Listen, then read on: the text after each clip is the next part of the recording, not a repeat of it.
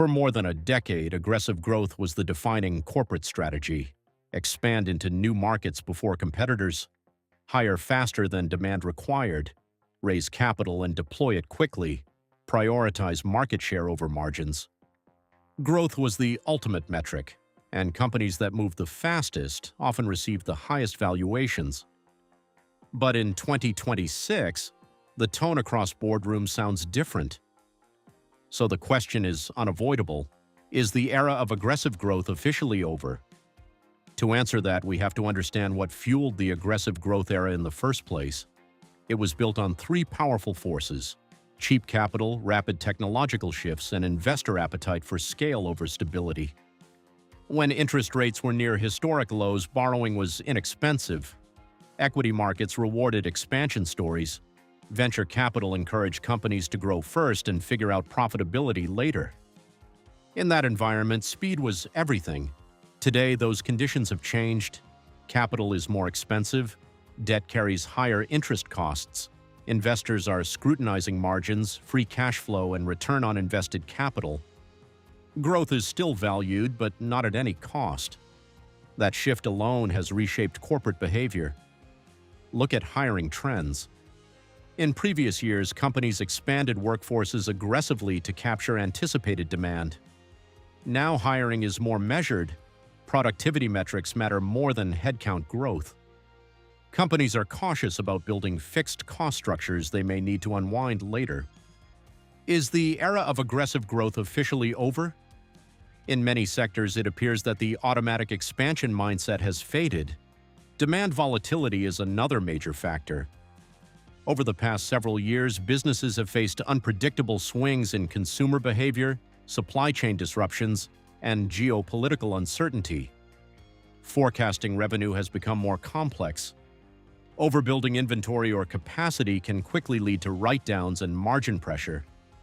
Executives have learned that scaling too quickly in uncertain conditions creates vulnerability. Artificial intelligence adds nuance to this discussion. AI represents one of the largest technology opportunities in decades. Companies are investing heavily in data centers, semiconductors, and software infrastructure.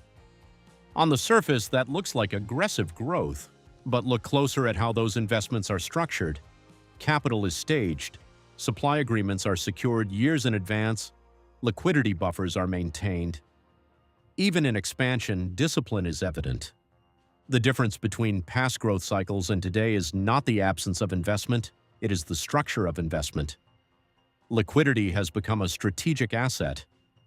Companies are holding stronger cash positions relative to earlier cycles.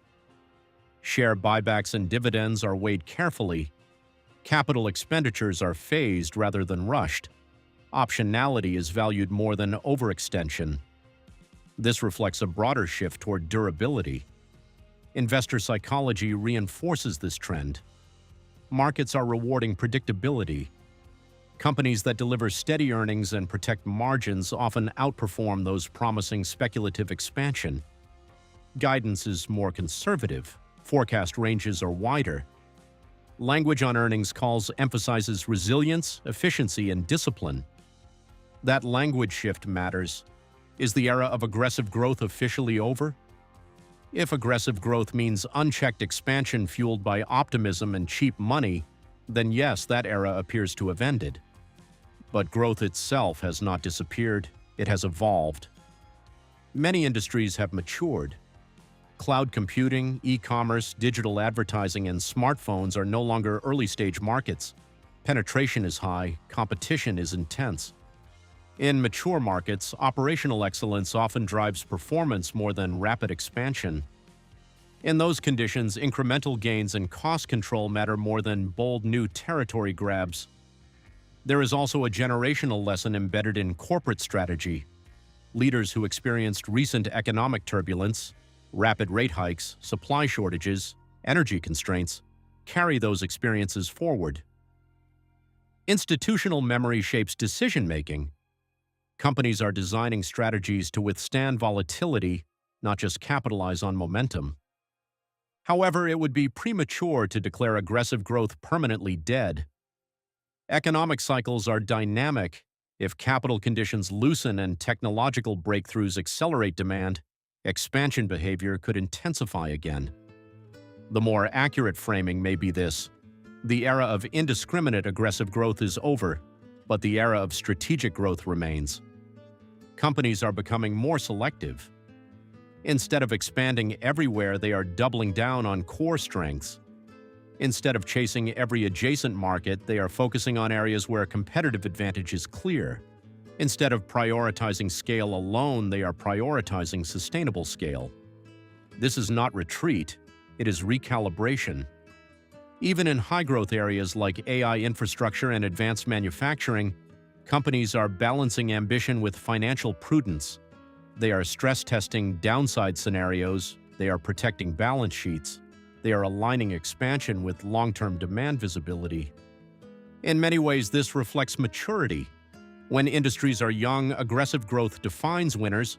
When industries mature, discipline defines survivors. So is the era of aggressive growth officially over? The era of growth at any cost appears to be behind us. The era of structured, disciplined, strategically targeted growth has replaced it. In 2026, winning does not necessarily mean moving fastest.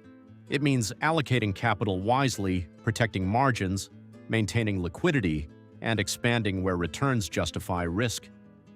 Aggressive growth has not vanished, it has been redesigned. And in today's environment, durability may prove just as powerful as speed once was.